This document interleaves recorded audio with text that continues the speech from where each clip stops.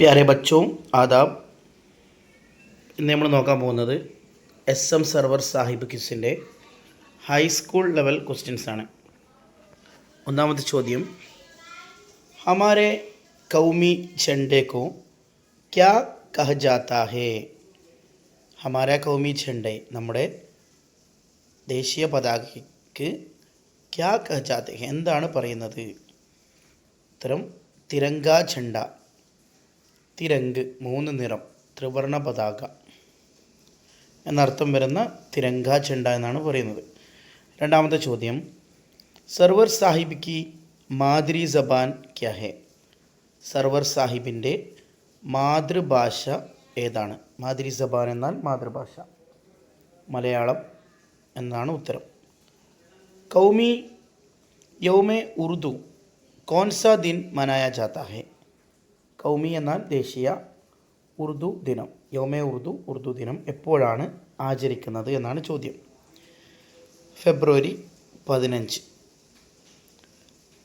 ലോക ഉറുദു ദിനം ആചരിക്കുന്നത് നവംബർ 9-നും ദേശീയ ഉറുദു ദിനം ആചരിക്കുന്നത് ഫെബ്രുവരി 15-നുമാണ്. നാലാമത്തെ ചോദ്യം, നേതാജി കിസ്ക ലക്കബ് ഹെ? നേതാജി എന്നുള്ളത് ആരുടെ ലക്കബാണ്, ആരുടെ സ്ഥാനപ്പേരാണ്? ഉത്തരം സുഭാഷ് ചന്ദ്രബോസ്. നേതാജി സുഭാഷ് ചന്ദ്രബോസ് എന്നാണ് സുഭാഷ് ചന്ദ്രബോസിനെ വിളിക്കുന്നത്.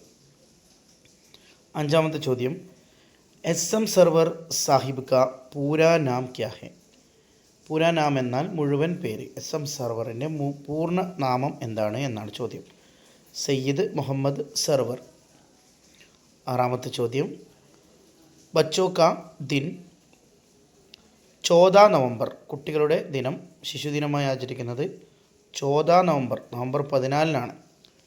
നവംബർ 9 കോ കോൺസാ ദിൻ മനായ ജാത്ത ഹെ? നവംബർ 9-ന് ഏത് ദിനമാണ് ആചരിക്കുന്നത്?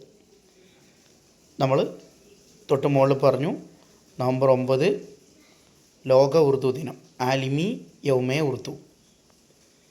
ഏഴാമത്തെ ചോദ്യം, കേരള കെ ബാബായെ ഉറുദു കോൻ ഹെ? കേരളത്തിലെ ഉറുദുവിൻ്റെ പിതാവാരാണ്? ബാബ എന്നാൽ ഫാദർ, ഫാദർ ഓഫ് ഉറുദു എന്നറിയപ്പെടുന്നത് കേരളത്തിൽ ആരാണ്? SM സർവർ സാഹിബ്. എട്ടാമത്തെ ചോദ്യം, ഉറുദു കിസ് ജബാൻ കാ ലഫ്സ് ഹെ? ഉറുദു എന്നത് ഏത് ഭാഷയിലെ പദമാണ്? ഉത്തരം തുർക്കി. ഉറുദു എന്നത് ഒരു തുർക്കി വേർഡാണ്. അതിനർത്ഥം ഫൗജ്, ലഷ്കർ എന്നൊക്കെയാണ്, സൈന്യം, പട്ടാളം എന്നൊക്കെ അർത്ഥം വരുന്ന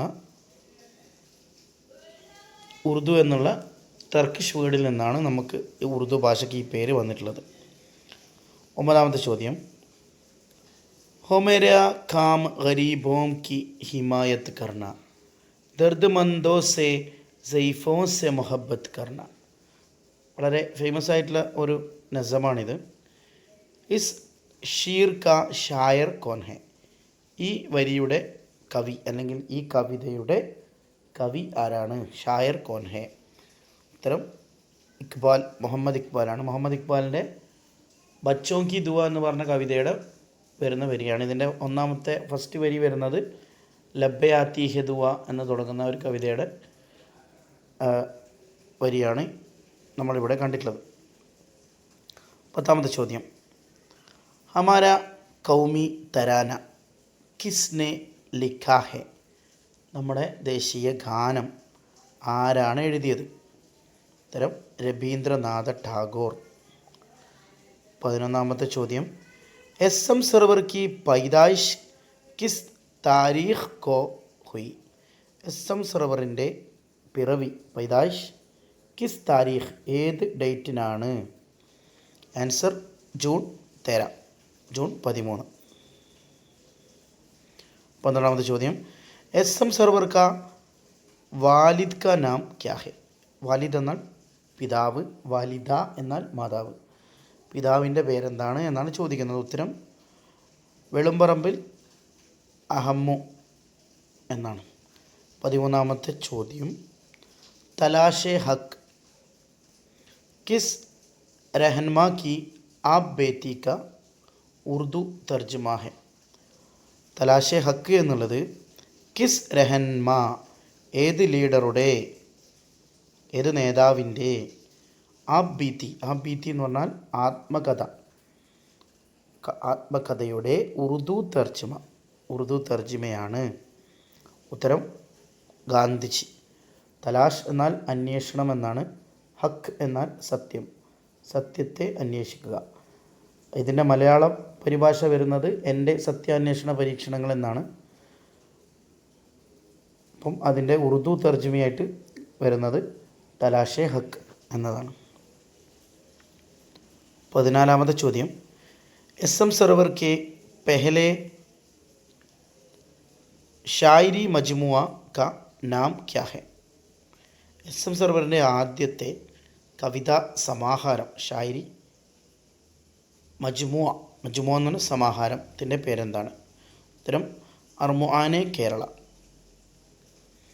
15ാമത്തെ ചോദ്യം, കേരള की മഷ്ഹൂർ ഉറുദു നോവൽ നിക്കാർ കോൻ ഹേ? കേരളത്തിലെ മഷ്ഹൂർ ഫേമസ് ആയിട്ടുള്ള ഉറുദു നോവൽ നിക്കാർ, ഉറുദു നോവൽ എഴുത്തുകാരി ആരാണ്? ഉത്തരം സുലേഖ ഹുസൈൻ. 16ാമത്തെ ചോദ്യം, ഗസൽ മേ മക്ത കിസ്സെ കഹത്തെ ഹെ? കിസ്സെ കഹത്തെ ഹെ എന്ന് പറഞ്ഞാൽ ഗസലിൽ മക്ത എന്ന് പറയുന്നത് എന്തിനെയാണ്? ആൻസർ ആഖിരി ഷീർ, അവസാനത്തെ വരി. ഗസലിൻ്റെ ആദ്യത്തെ വരിയെ മത്ല എന്ന് പറയും, ഗസലിൻ്റെ അവസാനത്തെ വരിയെ മക്ത എന്ന് പറയും. ഈ മക്ത അവസാനത്തെ വരിയിൽ ഗസൽ എഴുതിയ കവിയുടെ അല്ലെങ്കിൽ എഴുത്തുകാരൻ്റെ പേര് തൂലിക ഉൾപ്പെടുത്തേണ്ടതുണ്ട്. അപ്പോൾ അവസാനത്തെ വരിയിലാണ് കവിയുടെ തൂലിക കവി ഉൾപ്പെടുത്തുന്നത് മക്തയിൽ. ആദ്യത്തെ വരി മത്ല എന്നും അവസാനത്തെ വരിയെ മക്ത എന്നും അറിയപ്പെടും. 17ാമത്തെ ചോദ്യം, കൗമി യൗമെ തഅലീം, ദേശീയ വിദ്യാഭ്യാസ ദിനം കിസ് ദിൻ മനായ ജാത്ത ഹെ? ഏത് ദിവസമാണ് ആചരിക്കുന്നത്? നവംബർ 11-നാണ്. ഇത് ഉറുദുവിലെ സാഹിത്യകാരനും ഒക്കെ ആയിട്ടുള്ള ഇന്ത്യയുടെ ആദ്യത്തെ വിദ്യാഭ്യാസ മന്ത്രിയായിട്ടുള്ള മൗലാന അബുൽ കലാം ആസാദിൻ്റെ ജന്മദിനമാണ് നവംബർ 11 ദേശീയ വിദ്യാഭ്യാസ ദിനമായിട്ട് ആചരിക്കുന്നത്. 18ാമത്തെ ചോദ്യം, മൗളിയ സൽത്തനത്ത് കെ ആഖിരി ബാദ്ഷാ മഷ്ഹൂർ ഉറുദു ഷായർ ബി थे, वो कौन है? മൗളിയ സൽത്തനത്ത്, മുഗൾ സാമ്രാജ്യത്തിൻ്റെ ആഖിരി ബാദ്ഷാ, അവസാനത്തെ ചക്രവർത്തി. മഷൂർ ഉറുദു ഷായർ ബി ഹെ, പ്രസിദ്ധനായ ഒരു ഉറുദു കവി കൂടിയാണ്. ആരാണ് അദ്ദേഹം എന്നാണ് ചോദിച്ചത്. ഉത്തരം ബഹാദുർ ഷാ സഫർ. ബഹാദുർ ഷാ സഫർ ഉറുദുവിൽ ഒരുപാട് കവിതകൾ എഴുതിയിട്ടുള്ള ആരാണ്.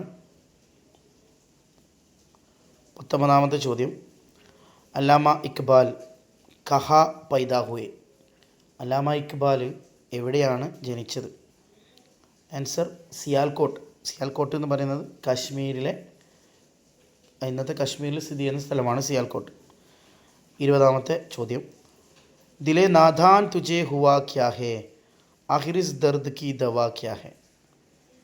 വളരെ ഫേമസ് ആയിട്ടുള്ള മിർസ ഗാലിബിൻ്റെ ഒരു ഗസലിൻ്റെ വരിയാണ് ഇത് കൊടുത്തിരിക്കുന്നത്. ഇസ് ഷീർ മേ, ഈ വരികളിൽ കാഫിയ ക ലഫ്സ് കോൻസാ ഹെ?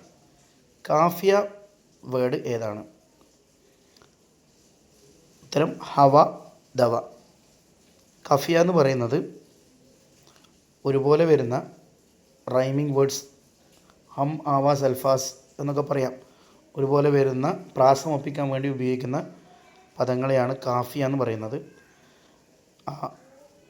അതിന് തൊട്ട് മുന്നേ ആയിട്ട് നമുക്കൊരു കവിതയുടെ, ഒരു ഗസലിൻ്റെ ഷീറിലെ അവസാനത്തെ വരികളെ റദീഫ് എന്നും അതിന് തൊട്ട് മുമ്പേയുള്ള സമാന ശബ്ദം വരുന്ന വരികളെ കാഫിയ എന്നും വിളിക്കും. അപ്പം 20 ചോദ്യങ്ങൾ നമ്മൾ ഡിസ്കസ് ചെയ്തു. ഓക്കെ, ശുക്രിയ.